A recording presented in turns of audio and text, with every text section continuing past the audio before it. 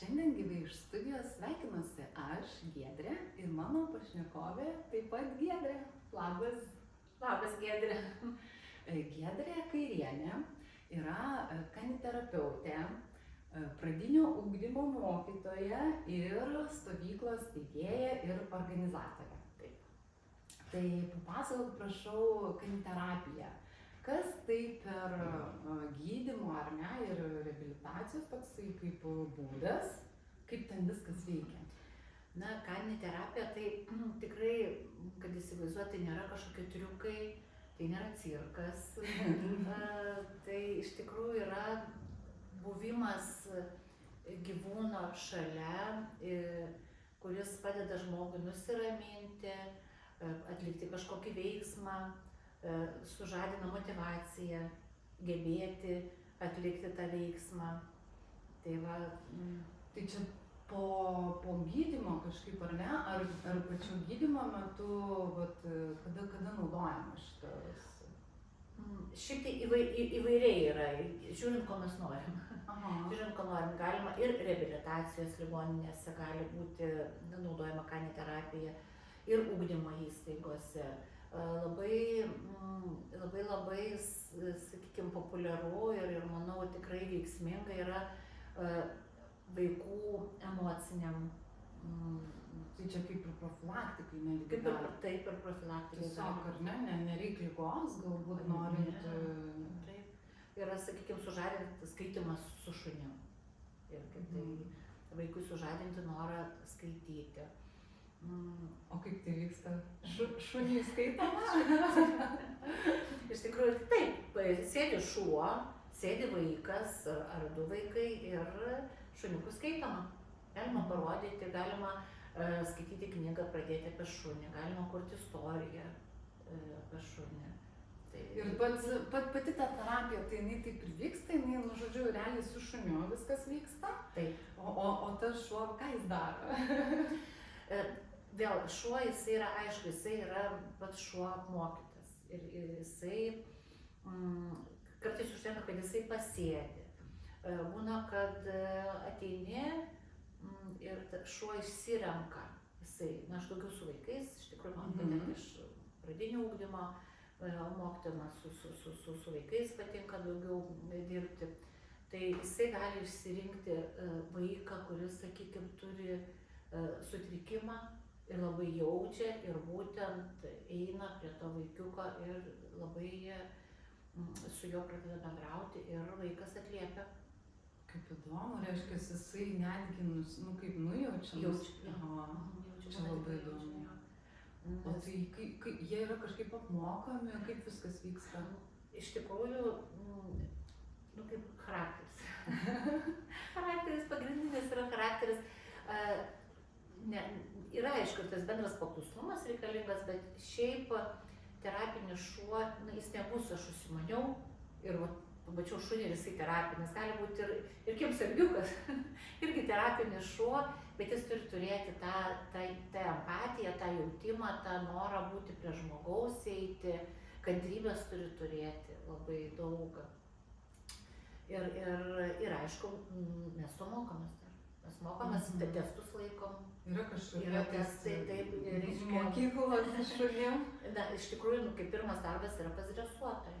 Prasideda nuo dresavimo, nuo bendro paklusnumo, o paskui ko nori, ką tu nori pasiekti savo užsiėmimais, iš tikrųjų tą ir susiplanuoji, tą ir darai. Bet šuo turi visų pirma praeiti testavimą. Ir reiškia, vis tiek jisai turi kažkokį tai, tą įvertinimą, ar ne, kad jis gali šitą darbą dirbti. Nes iš tikrųjų, nes taip atrodo, kad, kaip man daug kas irgi sako, tai aš turiu šunį, ten jisai irgi gali. Gal to momentu atrodo ir gali, bet kaip jisai reaguos atėjęs į ligoninę, ar kaip bus kvapas kažkoks, arba kaip jisai reaguos, kai praeis su vaikštynė žmogus su negalia, arba sakykime, su invalido vežimėliu praveža, ne?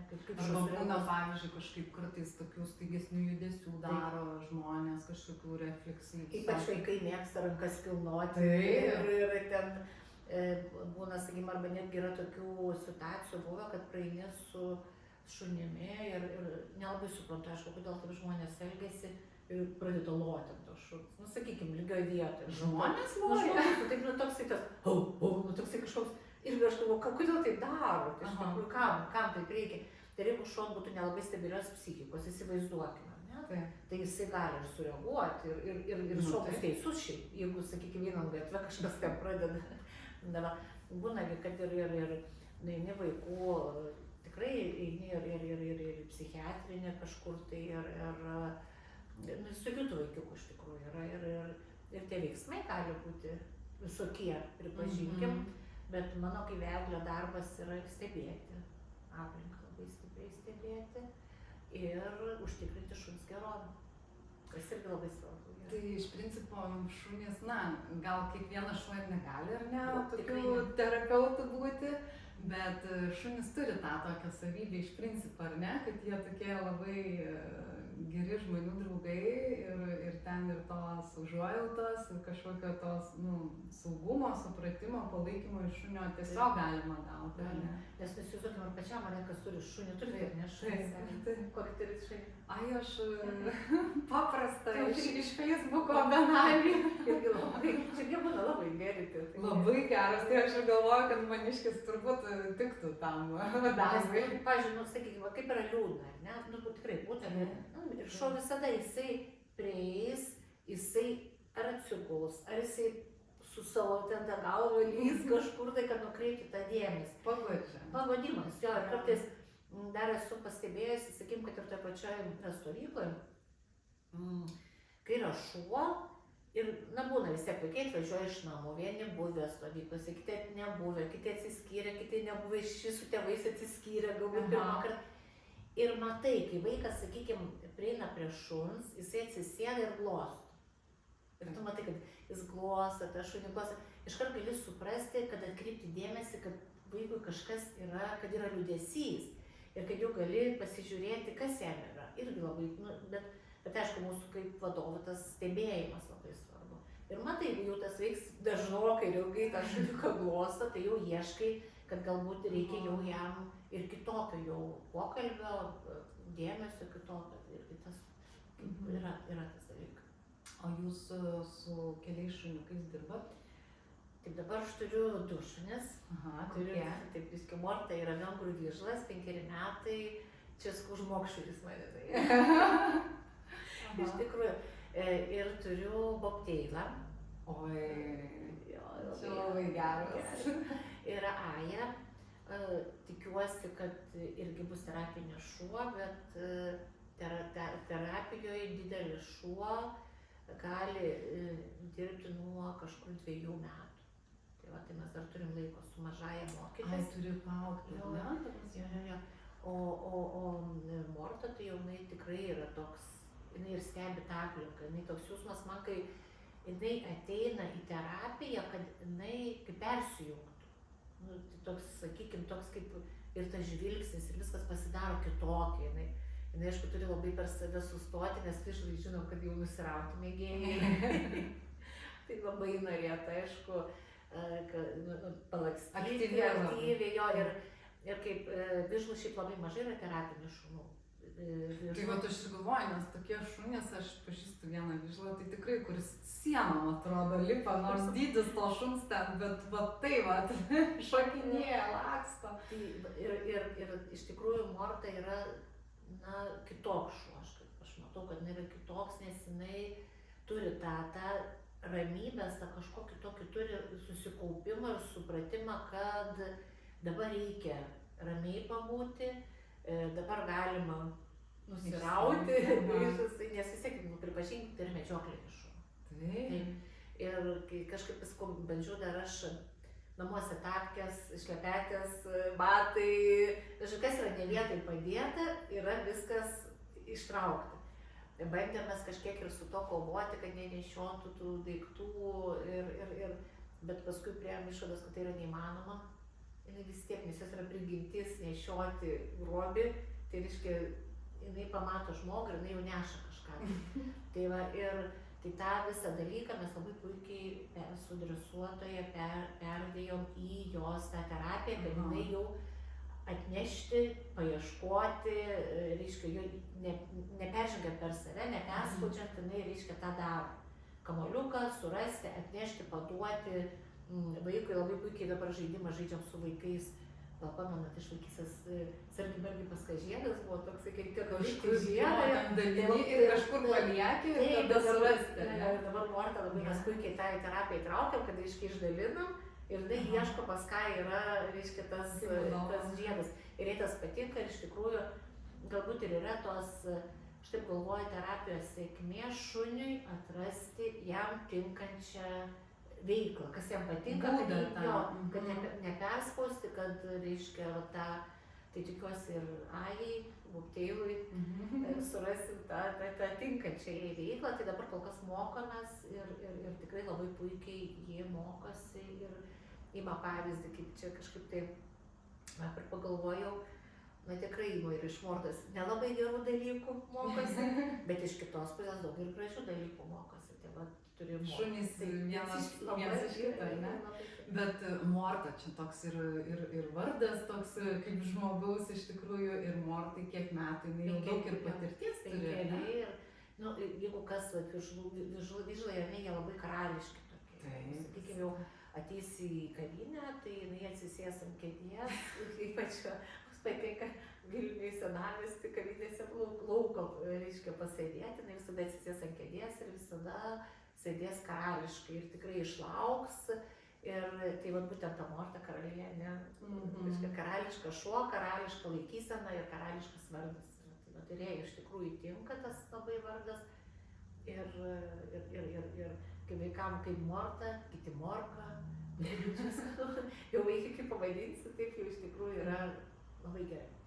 O kada pradėjai pati užsiimti kaniterapiją ir kodėl tave patraukė? Nes kaip toks visada ieškai žmogus ir net kažkokių tai įdomesnių veiklų, įdomesnių dalykų ieškai ir vėl kaip sudominti ieškai, galbūt kitą ir tą vaiką sudominti, ir tėvus, ir aplinką sudominti, ir pačiam visų pirma, kad būtų dirbti įdomu, pats turi domėtis, nes jeigu bus neįdomu, tai ir neįdomu ir dirbti bus ir nieko nepadarysi.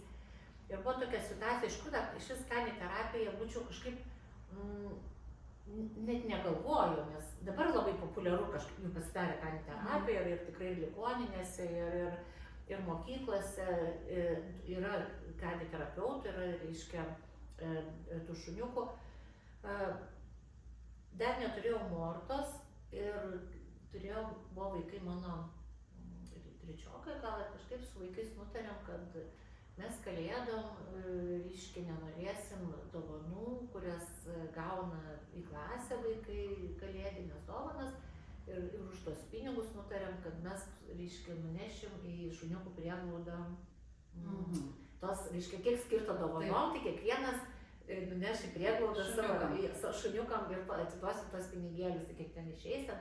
Jau kiek nusprendėm, ten ir 3 eurai, ir 5, bet kiekvienas atsinešė, labai gražu buvo, iš tikrųjų, tą dieną atsinešė visi. Kiti sakė, aš ir daugiau taupyklę mokytojai iškviečiau, bet labai jiems buvo svarbus tie pinigai ir mes nuėjome tą, reiškia, prieglaudą, nunešėm kiekvienas, ten ne maistelį, ne ką, bet tos, reiškia, pinigėlius. Ir suprantate, ten, aišku, mums aprodė, labai gerai priėmė, parodė, kaip tie šuniukai, kaip ką daro. Ir atėjo prižiūrėtoja, turbūt prižiūrėtoja, bet net negaliu pasakyti, kas kaip darbuotoja gal. Ir suprantate, jinai atsivedė šunį. Tu togi ne kažką.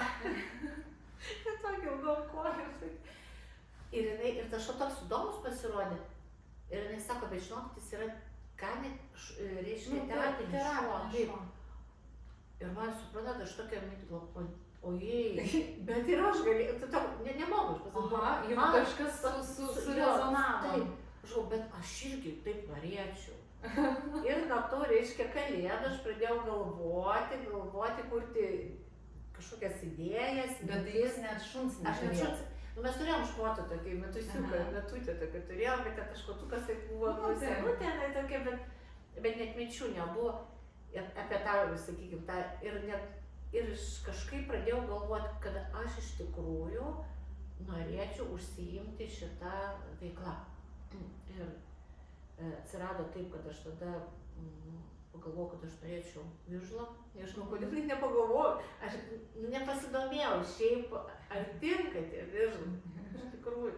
Tai paprašiau veisėjos, kad pasakiau, ką aš noriu daryti ir kad jinai, reiškia, man parinktų tokį šunelį, kuris būtų toks iš tos vados jautriausias. Jos norimas vis tiek kaip ir veisėjas, kai jos mato tokius kiekius didesnių šuniukų, kokie tie šuniukai yra. Ir iš tų šuniukų, kas išaugo galų galia, vis tiek yra grįžtamasis su žmonėm ryšys. Tai va, jinai ir man parinko šitą šuniuką ir mes parsivežėm namo. Tai va, ir aišku, prieš 5 metus. Prieš 5 panašiai metus. Ir pradžioje kažkaip tai galvojom, kad ne kažką čia mūsės vižlai iš tikrųjų, turi. Turi. Tik bet vėl vižlai, ką turi dar vieną dalyką, kad žmonės pamatė juos, jie pasikeičia. Aš nežinau, žmonės kažkaip jos... Labai teigiami šunys. Tai jo, teigiami šunys ir tada iš žmonių tokie teigiami jausmai transliuoja. Ir visi norės pašnekinti, visi norės paglostyti, visi kažkaip, nes jų akis susilieja su aplinka tie šunys. Ir jie ypač vakare, vasaros vakarą arba rudenį, kokie yra gražūs, tiesiog jie susilieja su aplinka. Tai va, ir jų tas žvilgsnis ir galbūt ir tas būtent vižliškas charakteris ir išėjo į tą terapiją ir mes ėjom link to. Aišku, jinai visų pirma susipažino su stovyklos vaikais. Tai jūs stovyklas jau jūs turėjote? Jo, jau buvo stovyklos ir jinai tą pirmą vasarą, jinai tai stovyklai ten galėjo darbuotis. Ir tikrai labai ir tas matėsi, kad jinai nori tų vaikų, kad jinai priima juos. Ir tada mes keliavom. Ir mes keliavom, tai 3 metus, 3,5 gal Mortai buvo, kai dabar mes jau išsėmėm. Darbinį, jo, kur galėjom, reiškia, nuo to. Ir aš įstojau mokytis dar terapiją, Jūs pati? Jo pati ir tada būtent tada Morta išsilaikė tą, kad gauti, reiškia, tą diplomą terapinį šuns ir tada mes jau pradėjom keliauti tą kelią nuo tos. Tai mūsų tas pagrindinis kelias, tai praeitų metų vasario mėnesį gavom, tai dabar bus vasario 24 metai laiko, kaip jinai turi tą oficialiai jau. O tai tik su vaikais dirbat ar ne? Man, kaip mes einam į ligoninę ir pas suaugusius einam ir pas vyresnių žmonių einam, reiškia, ir tas reabilitacijas ir socialiniai centrai.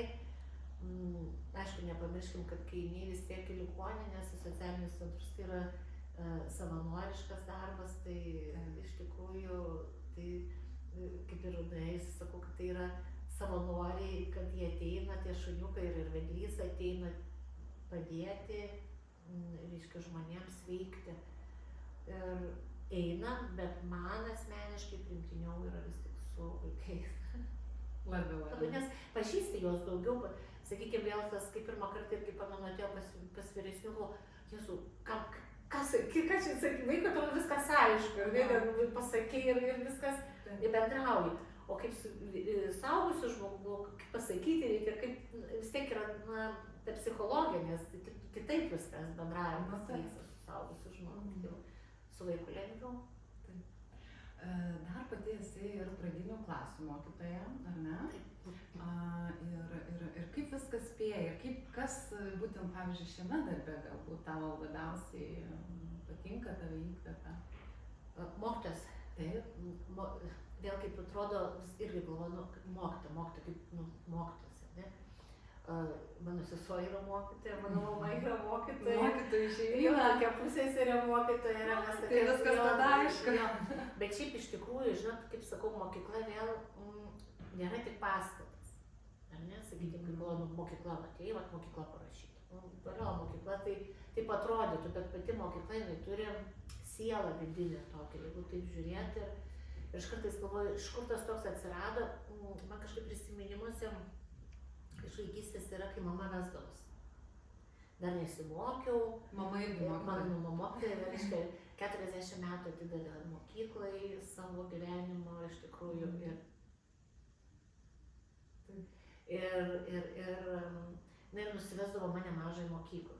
Ir tas atsiminimas toks, žinot, ypač vasaros, kai mokytojos ruošdavos rugsėjo mėnesį, tas toks ėjimas, tas kažkoks nešimas, tvarkymasis, daiktų išnešimas, ten vos nespiltų, dar kokie senesni laikai buvo, kai ten pieždavo, jos ten dalindavos vienas su kita, ta nuotaika tokia, suprantu, tokia būdavo kažkoks tas laukimas, to rugsėjo, tų mokinių laukimas būdavo ir tas, arba eiti į mokyklą pas mamą, labai patikdavo ir kad galėdavai net suolius.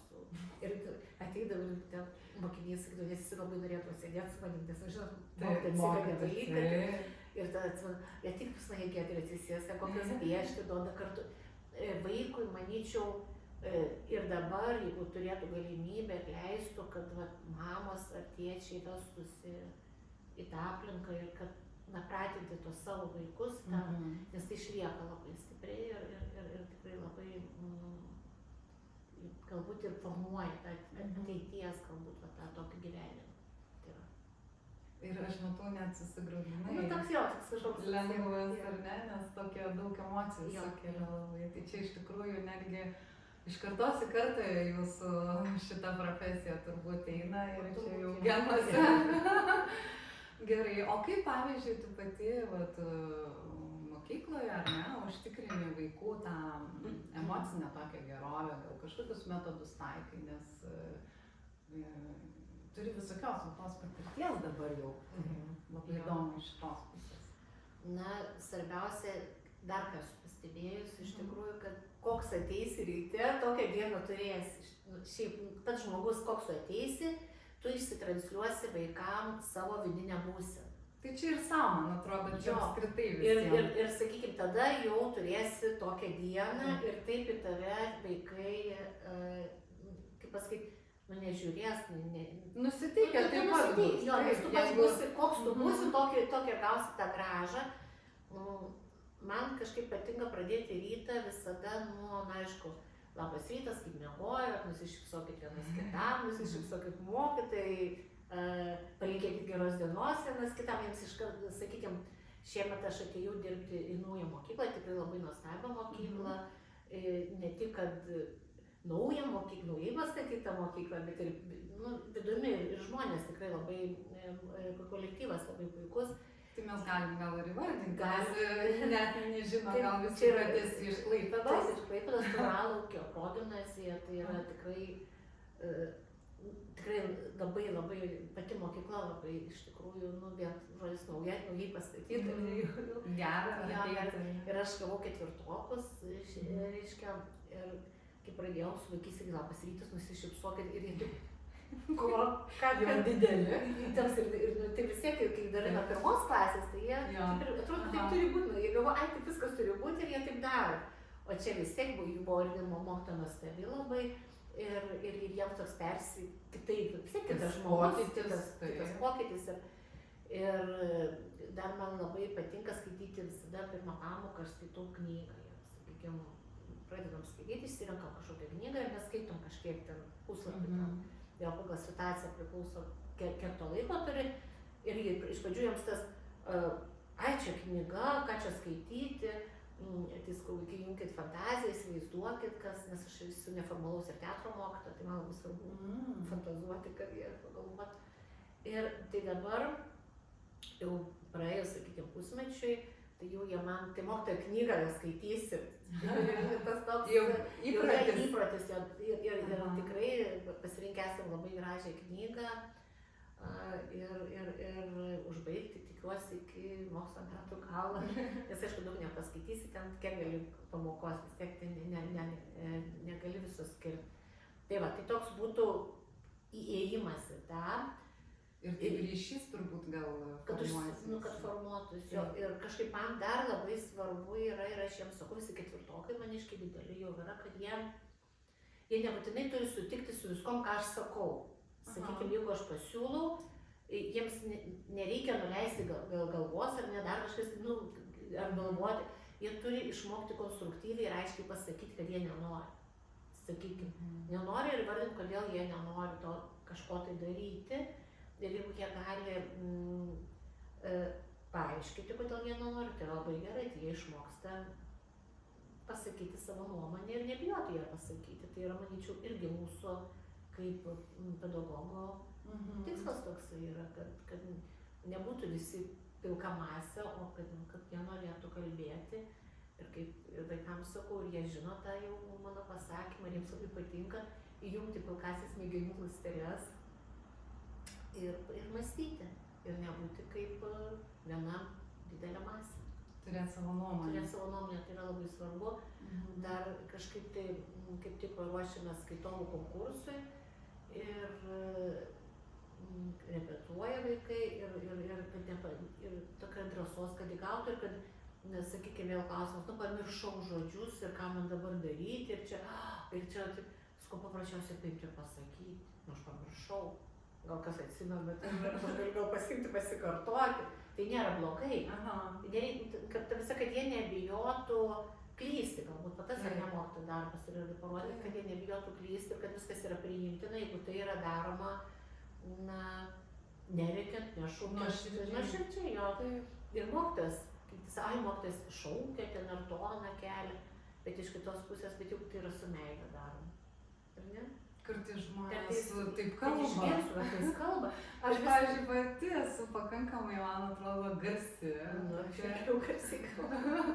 Ir, kitiem gal atrodo, čia vos nerėkia, bet man tai atrodo, kad aš normaliai kalbu.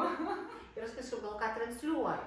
Jeigu transliuoju pyktį, rėkdamas žodžiu, tai tada jaučia, kad, jeigu tu tą pyktį transliuoji, tada žinoma, tas žmogus ir gauna tą pyktį.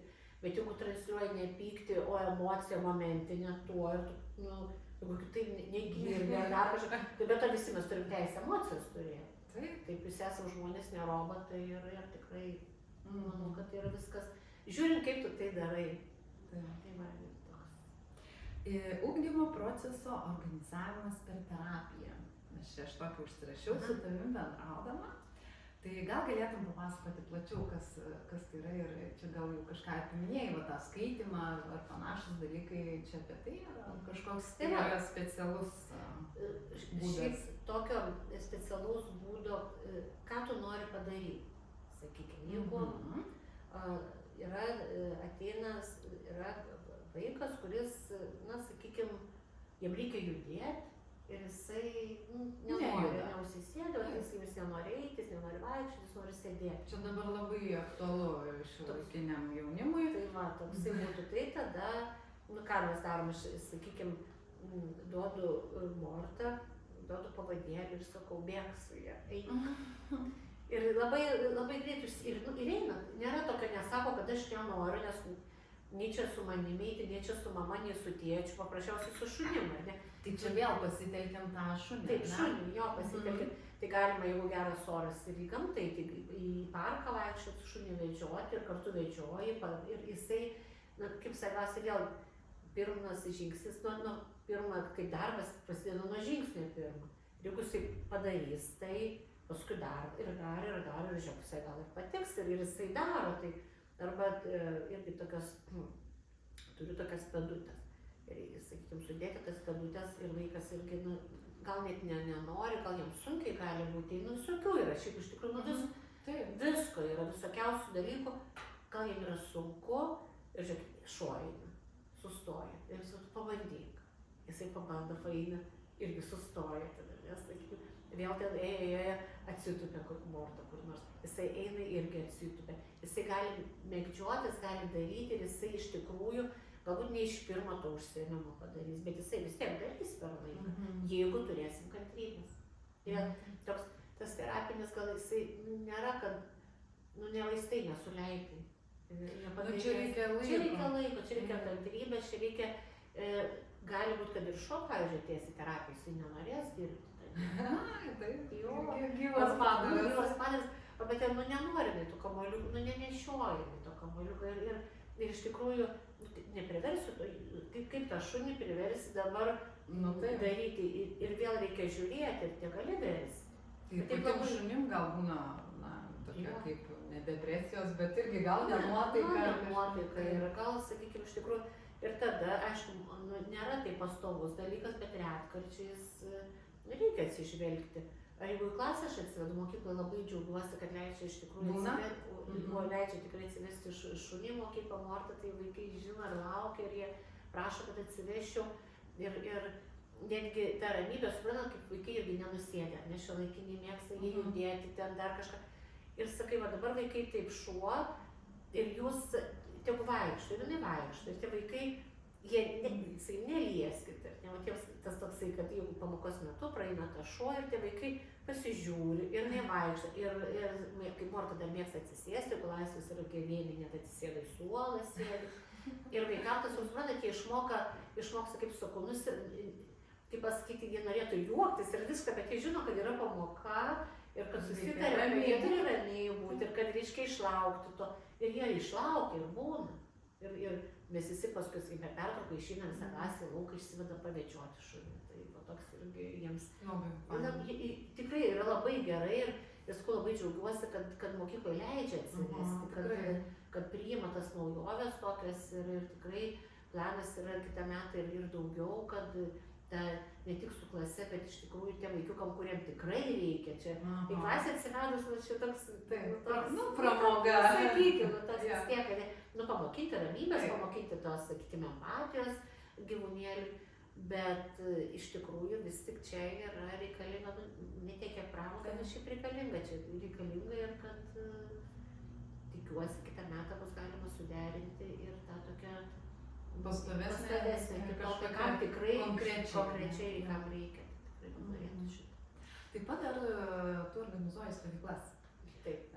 Jau, kaip suprantu, ilgą laiką ir apie stovyklas gal tada, kas ten, ką veikiat, kur vyksta, kiek trunka, žodžiu, viskas labai įdomu, nes vaikam tuoj prasidės vasara, atostogas. Iš tikrųjų, kaip ir su ta terapija, prieš tai esu toks žmogus, kuris labai nori naujovių, kad man pačiai, kad būtų įdomu, tai aš ieškau naujovių.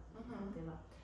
Ir kažkaip mąsčiau ilgai ir 2007 metais, tai pat jau, kaip šiame 19 metų bus, nutariau lygioj vietoj įkurti stovyklą, tokia bendro pobūdžio, aktyvaus poilsio. Bet vaikam? Vaikam, taip. Ir kokio amžiaus? Tai 7-17 metų turėjau ir vyko ta stovykla. Platus tokios, jo, tokia aktyvaus poilsio, bendro pobūdžio stovykla. Tokia, kaip aš norėjau, kad būtų tokia, kaip mano vaikystė, kad buvo. Pagal save. Pagal save, kad jokių ten pakraipų, jokių ten išskirtinių, kad kokių žvaigždžių, ne žvaigždžių, ne kokių ten kažkokių atvykusių ten prisitraukti, reiškia, skambių vardų, o paprastai savo darbu, savo veiklą sudominti vaikus, kad jie atvažiuotų pas mus į stovyklą. Na ir mes, aišku, pradėjome nuo nedaug. Ačiū, kaip sakau, šiai dienai turime tikrai labai nemažai vaikų, daug pamainų. O kur vyksta? Stovykla taip yra įkurta ir jinai vyksta Šilalės rajone, Kaltinėnų seniūnijos Trako kaime. Dabar, kodėl, kai sako, kur tu tą Šilalę ten lindai, atrodo, ne Klaipėdietė, Vilnius, tai kažkur toks. Kaltinėnai buvo mano vaikystės kaimas. Reiškia, man buvo... Yra šaknų. Yra šaknis, jo. Ir Trako kaime, reiškia, prisidavinėjo vieta ir nutariu, kad aš ten noriu įsteigti tą stovyklą. Tai va, ir įsteigiau. Tai jūs grinai ten turit savo vietą, savo žemę, o kur apgyvendinimas yra? Gyvena vaikai vasaros namukuose, yra vasariniai nameliai, yra, reiškia, tokia mūsų, jinai kaip gamtos, tikrai nėra kaimo. Bet ne palapinėse. Ne palapinėse, bet tikrai ir nėra, kaip sakyti, ne viešbutis, kaip galbūt kažkas įsivaizduoja. Bet vaikų stovyklos. Tai va, bet pasirinkimas iš tikrųjų, kaip aš visiems sakau, yra tikrai labai labai didelis, svarbiausia atsirinkti, ko nori. Kaip nori, gamtos nori, prašom į gamtą, nori baseinų, prašom baseinų. Yra visko, iš tikrųjų reikia tik tai tiek pasižiūrėti, ko nori ir ką tu nori savo tam vaikui duoti ir ką jisai gautų per tą savaitę. Svarbiausia, manau, kad gautų šilumą, bendrystę, draugystę. Jeigu gali aukso takelius išgrįsti, bet jeigu nebus draugystės, bendrystės ir atjautos, aš manau, kad tikrai vaikas, ką jis išsiveža, tikrai grįžti antrą kartą jau gali ir nenorėti. Jo, bet šiaip grįžta daug vaikų ir svarbiausia išsivežti tą emociją. Ką tu jam atiduodi, tą jis išsiveža. Ir visko vaikai, kaip jaučiamės gerai grįšim kitą metą, nesvarbu, ar jūs grįžtate kitą metą, svarbu, ką jūs dabar išsivežat ir ką jūs norite, kad norit grįžti valio, o išeis kaip išeis. Toks va taip yra. Tai ko noriu aišku paminėti dabar, kad aš esu stovyklos steigėja ir jau 5 metai mano sūnus Laurynas perėmė iš manęs tą sunkų darbą. Perleidot. Toliau iš kartos į kartą. Aišku, vaikai užaugę ir dukra mano, ir sūnus jau užaugę toje stovykloje, tai jie tikrai puikiai žino, kaip turi būti ir džiaugiuosi, kad ta linija išlaikoma, tos bendrystės linija, vaikų bendrystės linija išlaikoma yra. Aišku, keičiasi truputėlį kitaip, nes jau jauni žmonės perėjame, tai jie mato jau kitaip, bet ir vaikai, kur buvo prieš 15 metų, jau nebe vaikai ir sakykime, jau galbūt kiti netgi savo vaikus galės atvežti jau per tą laiką. Tai va, tai dėl to džiaugiuosi ir tikrai manau, kad viskas eina tik į priekį. Tai va, tiek va. Labai įdomu. O iš tikrųjų tos stovyklos, jos kažkokia yra tema, ar apie ką jos, ar kaip ir, tokios labiau bendros, ar ne, nėra konkrečios, ten, pavyzdžiui, kad, aš dabar galvoju, gal su šunim? Taip, o su šunim jo yra, reiškia taip, šiemet kaip tik aš organizuosiu tokią atskirą truputėlį, ko man pačiai norisi vidumi, ko aš norėčiau, tai būtų tokia patyriminė žygio stovykla. Tai reiškia, bus 5 dienų, Morta šalia, kur Morta, Aja, aš, dar keletas vadovų, mes iš tikrųjų turėsim truputėlį, kaip sakau, draugystės, bendravimo, žygio ir susiliejimo su gamta. Tokią turėsim vieną tokią pamainą. Bet Trakų stovykloje Morta ir Aja tikrai visada lauks ir ten, reiškia, tie užsiėmimai bus terapiniai vaikam, kurie norės, kurie atvažiuos į stovyklą. Tikrai be Mortos, aš manau, kurie atvažiuoja kelintą kartą, tikrai jie neįsivaizduoja, kad gali nebūti Mortos stovykloje, nes jau yra įprasta. Yra įprasta ir Morta, kaip tie, reiškia, būna vaikai išeina žaisti, Mortos pagrindinis darbas, labai norisi kamuolius gaudyti ir juos sprogdinti. Tai man skambina ir Giedrė, pasiimkit Mortą, nes negalim žaisti, ten kokio kvadratą, nes vėl kamuolį perragavo. Tai va, jinai, aišku, irgi nori žaisti. Tai vis tiek, tai yra, Morta tikrai bus Trakų stovykla. Kaip rasti, kur ieškoti apie stovyklą? Apie stovyklą, tai va, Trakų stovykla yra ir puslapis. Taip ir vadinasi Trakų stovykla, nes yra Trakų kaimas, Trakų miškas, viskas su Trakų. Gal kokią nuorodą galima ten bus įkelti ar kažką tai, kad būtų lengviau rasti žiūrovams į komentarus ar kažkur, ne? Jo, gali sudalinti. Ir kaip ir sako, iš kur atvažiuoja daugiausiai vaikų, tai nesvarbu iš tikrųjų, kad yra Šinalės rajonas, taip atrodo, kad turėtų būti tik tais aplinkiniai, tai labai daug tikrai Kaunas, Vilniečių atvažiuoja. Ir dar Vilniečiai, tai jie kaip būna vaikus palieka, tad atvažiuoja prie jūros tėvai ir grįždami pasiima vaiką ir važiuoja namo. Klaipėdiečiai, Tauragė, Telšiai, iš tikrųjų. Iš visos Lietuvos. Šiaip tai jo, nes yra labai... O tai kiek turit tų pamainų, reiškia, per vasarą? Per vasarą yra 9 pamainos. Būna taip, dar Trakų festivalis yra, žodžiu, ir vienoj pamainoje yra apie 100 vaikų. Oho, tai čia daug. Tai yra tikrai daug. Tai, šiaip yra tokia tikrai mano tokia, kokią norėjau, tokia ir yra. Aišku, tai gal turi žmonės irgi pagalvoti, ar jie kitas, gal vaikas nenori, kad būtų tiek, kaip pats žmogus nenori, kaip vaikas ar ne šiuo atveju, būti tokioj tiek daug yra žmonių. Tai vėl reikia... Būna ir didesnės netgi stovyklos. Jo, tai man sakau, turi labai žmonės įsivertinti, kiek vaikas, jeigu jis nori ramybės. Ramybės stovykloje sunkiai. Tai va, tai kažkur ieškoti, labai atliepti irgi, kad vaiko poreikius atliepti, ko jis nori, visų pirma paklausti, ko nori vaikas, parodyti aprašymą ir tada žiūrėti, ar tėvam tinka. Tai toks patarimas būtų paprasčiausias.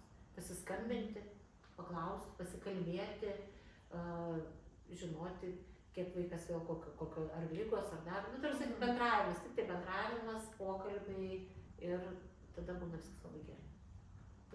Ačiū, labai įdomu iš tikrųjų klausytis. Ir dar pabaigai gal kažką norėtum, nežinau, perduoti ar palinkėti mūsų žiūrovams.